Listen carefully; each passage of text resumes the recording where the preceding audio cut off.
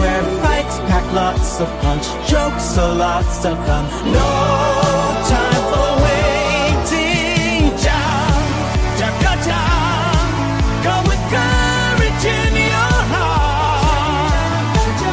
Full strength for the next battle. Welcome back. If you're not watching this show by now, let me just say that you're a salty hater. Like, why do people hate this show? Like, it is literally...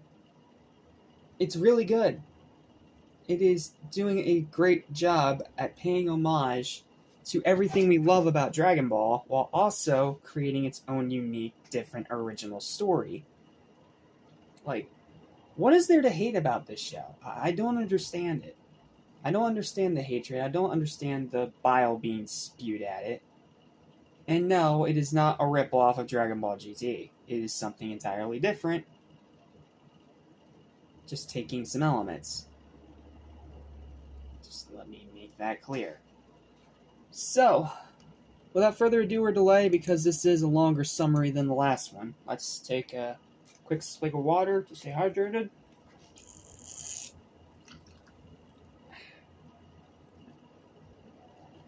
Not a sponsorship, but highly recommend Circle Bottles. They're really, really good. And let's dive into this one without any more hesitation. With Glorio's plane having been stolen, he along with Goku and Shin are left with no other choice than to make their way on foot, as flying is made too difficult due to the air in the environment being too heavy and taxing on the body over long distances. After continuing their journey, they come up upon the Sea of Darkness, and make the short trip over it by flight. Suddenly, a winged beast emerges and tries to eat Goku. Because of course it does. Who just manages to avoid sharp-set teeth. Glorio decides to handle the beast himself, avoiding the fireballs and getting in close to deliver a mighty kick, which sends the beast crashing into the sea. An impressed Goku compliments Glorio's strength, noting that he may be even stronger than Shin. To which Shin replies that he's pretty strong too. Yes, Shin gets thrown under the bus. The trio continues onward until Goku senses an ambush lying in wait, because he can still sense ki. A giant demon appears from behind a boulder and tries to hit the diminutive Saiyan with a club, but Goku easily avoids it and takes him out with a single kick. Afterwards, Glorio questions how Goku knew that he was there, to which he tells him that he sensed his ki, an invisible type of energy and a concept that Glorio had never heard about before. So Goku has one advantage over everyone else in the Demon Realm. He can still sense ki. Problem is, everywhere else he's at a very big disadvantage.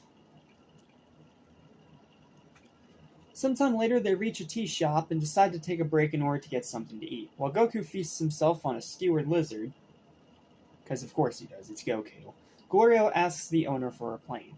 Unfortunately, he does not have one, and instead offers a sky seed, after he has to yell in his ear a couple times because the dude's pretty much deaf, which will take them about 120 kilometers in their intended direction. Meanwhile, Goku browses the shop's wares, taking particular interest in the Medibugs, a set of different bugs which offer varying restorative and other abnormal abilities, such as the power to fuse people together, and asks Glorio to purchase a set for him. AKA, this is the Demon Realm's version of like the Sensu beans and the Patara earrings. Just want to make that clear. They leave the shop and make their way around the back to the Sky Seed boarding platform where the shop owners bring the Sky Seed out for them. The three board the unusual means of transport, and after its leaf is pulled, they are jettisoned off into the air, with no means of controlling the vehicle. Totally safe.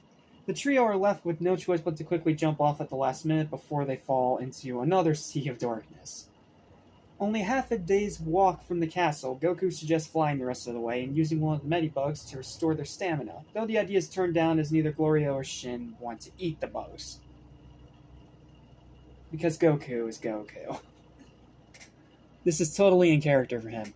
Walking on, Goku asks about the Dragon Balls of the Demon Realm, which Glorio tells him that unlike Earth's Dragon Balls, the Demon Realm Dragon Balls are not hidden, everyone knows where they are, with one ball in each of the three demon worlds, protected by one of the Tamagami, and that one must defeat them in order to obtain it, a feat that, as far as Glorio is aware, has never been achieved before. While Goku sees it as a fun challenge, because it's literally his character, Shin reminds him that they are there to rescue Dende, but Goku argues that if they were to obtain the Dragon Balls, then they could wish for everyone to be grown-ups again, which Glorio thinks is actually a worthwhile idea and could give them an advantage. Which is how this turns back into another Dragon Ball hunt, just like the series started oh so long ago. After heading into the next town replenishing his thirst, the group spots the townsfolk gathered together in front of the Gendarmerie, the military police under the rule of King Gomah, and our Red Ribbon Army for this new series. The Gendarmerie demand high offerings from the locals, much to their dismay, and threaten to steal years of their remaining lifespan if they come up short. What a morbid concept.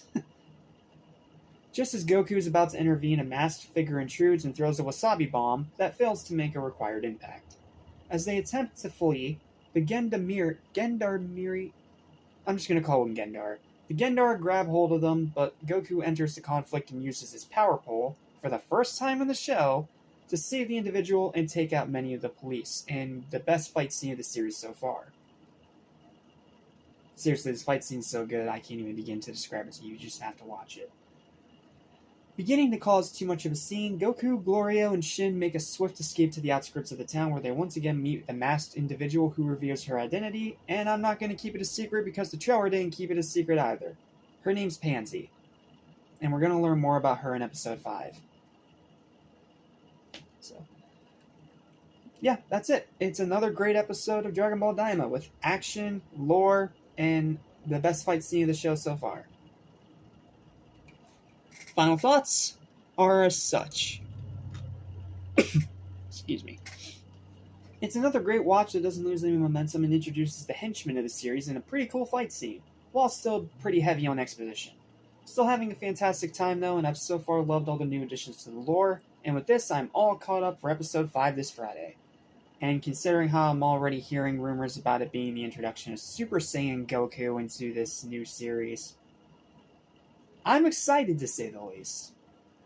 But for now, final word for this episode's a 9 out of 10. Thank you guys so much for watching, and I'll see you guys this Friday when we tackle episode 5, titled Pansy. Yes, the title actually makes sense for once. See you next time, my fellow Super Saiyans. Excited for what comes up ahead. Hey, Shenron.